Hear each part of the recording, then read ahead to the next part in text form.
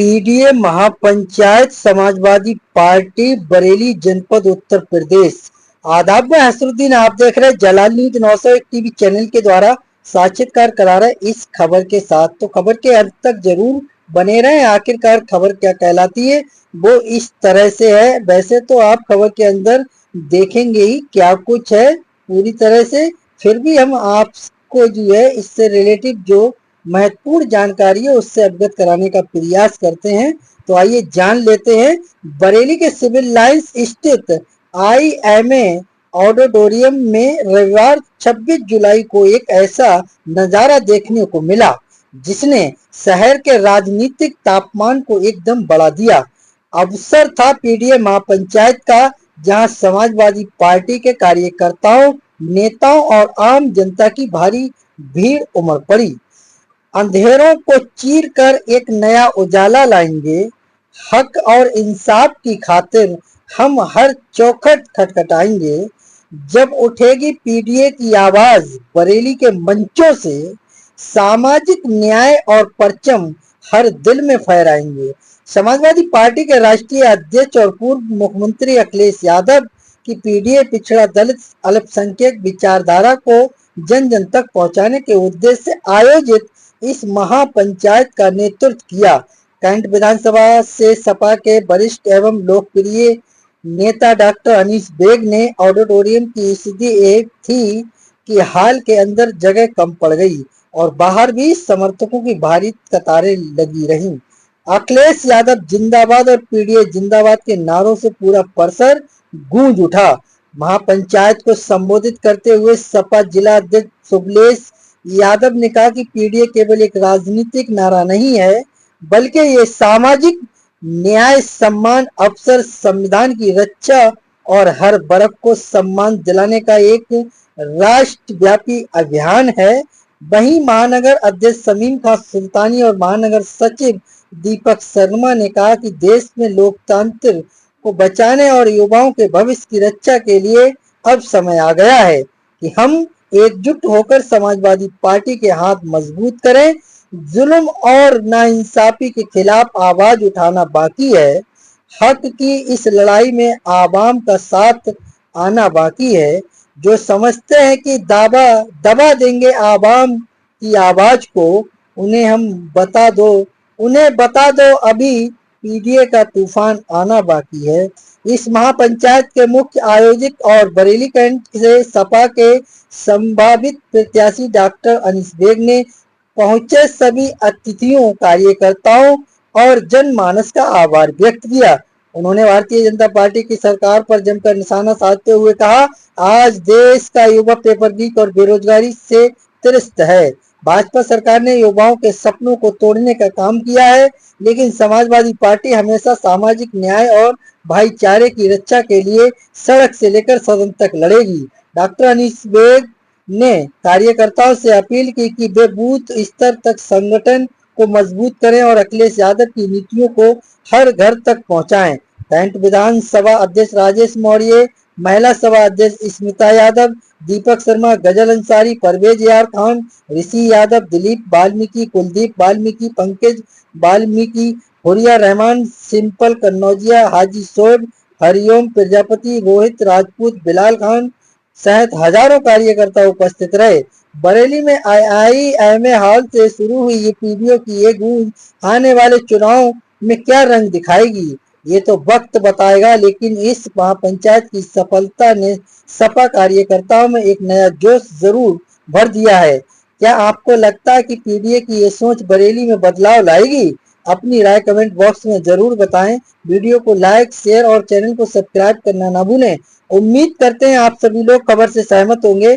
खबर उपयोगी व अच्छी लगी हो तो एक आगाज जरूर कीजिएगा। चैनल को लाइक, शेयर, सब्सक्राइब, घंटी वाला बटन ऑल करना ना भूलें, जिससे हर नोटिफिकेशन आप तक पहुंचता रहे। हमारे लिए एक सहानुभूति, हौसला अफजाई, मोटिवेशन मिलता है। उसी मोटिवेशन के साथ हर रोज तरोताजा खबरों को लेकर आपके बीच उपस्थित होते हैं। मेरा खबर दिखाने का, बताने का, समझाने का मकसद रहा लोगों के लिए जागरूक करना, ना कि किसी की भावना के लिए ठेस पहुंचाना।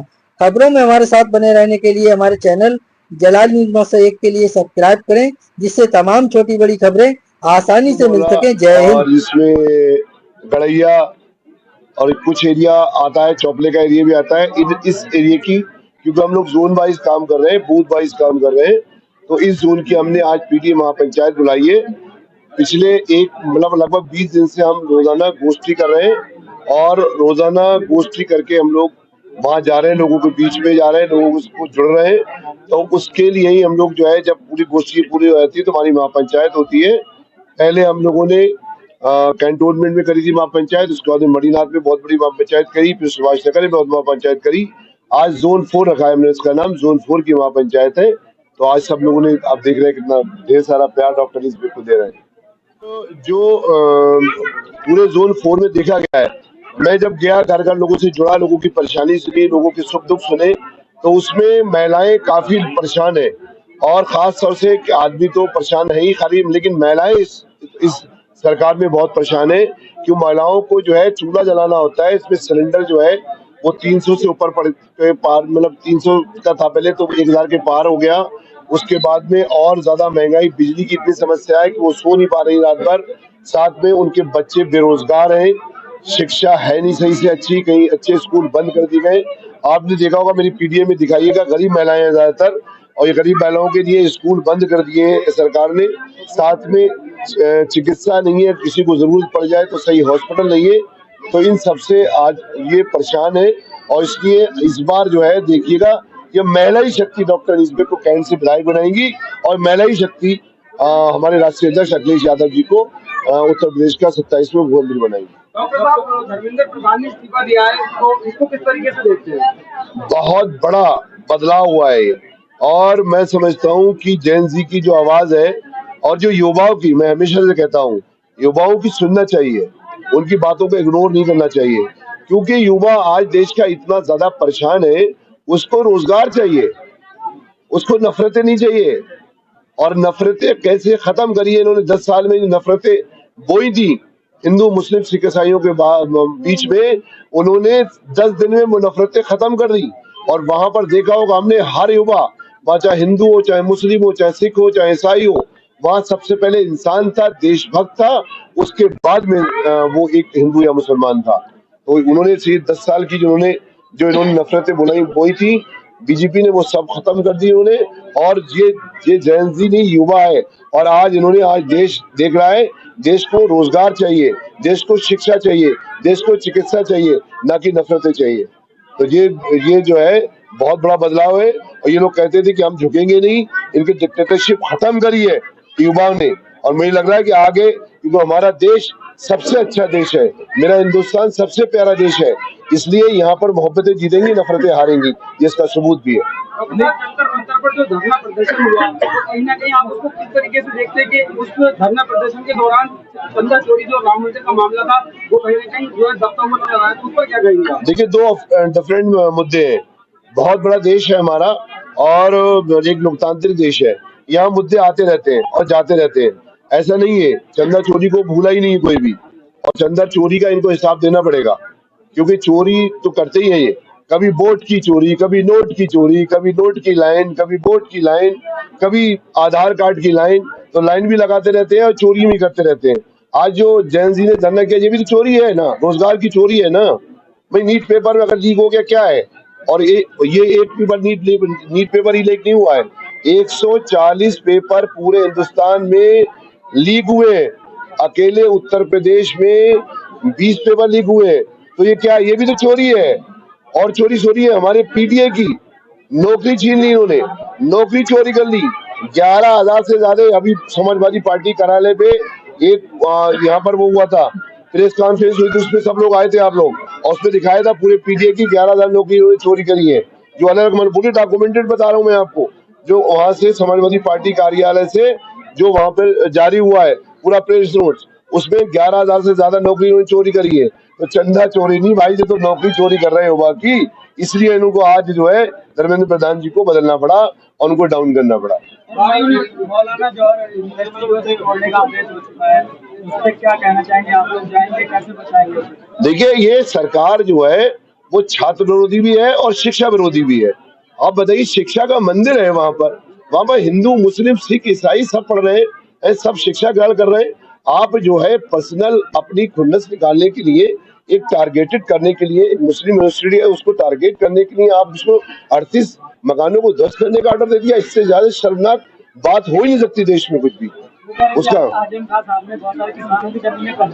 नहीं देख, ऐसा नहीं हो तो कोई भी देखिए, कोई यूनिवर्सिटी अगर बड़ी बनेगी वहां पर उसको बाकायदा उन्होंने पेपर दिए थे और उसके बाद में जो है उन्होंने दिया है, मुआवजा भी दिया है उन्होंने, उसका मुआवजा, हाँ उसका मुआवजा दिया। वो तो जो नहीं, मुस्लिम हिंदू की बात ही नहीं यहाँ पर, वहां पर जो भी हुआ था उनका मुआवजा दिया गया है और जो जो हुआ था उनसे उन्होंने खाली कर दिया है वो। अब भी जो बाकी बचे हुआ उसमें किसी का कोई भी, ठीक है। अब जो है ये अलग मामला है, इन्होंने बनी बनाई शिक्षण संस्था है उसको ध्वस्त करने का आग्रह करते, वहां पर बच्चों का कैरियर का सवाल है भाई, पूरा कैरियर चौपट हो जाएगा उन बच्चों का। तो उनको अगर आपको लग रहा है, वैसे तो मैं बता दूं जब वो यूनिवर्सिटी बनी थी तो वहां नगर निगम में नहीं आती थी वो, तो वहां पर नक्शा पास कराने की जरूरत नहीं थी, वो नगर निगम में ही नहीं आती थी। नंबर 1 रूल तो ये खिलाफ हो गया। दूसरा जो है, अगर अब बन रही है, अगर उसको लग रहा है, इनको लोगों को लग रहा है, इन लोगों को अगर सताना ही है और इनको दूसरे तरीके हो सकते हैं, उसमें तरीका हो सकता है उसकी कंपाउंडिंग करा दिया है, उसका और तरीका होता है, तोड़ना ही हर कुछ थोड़ी है।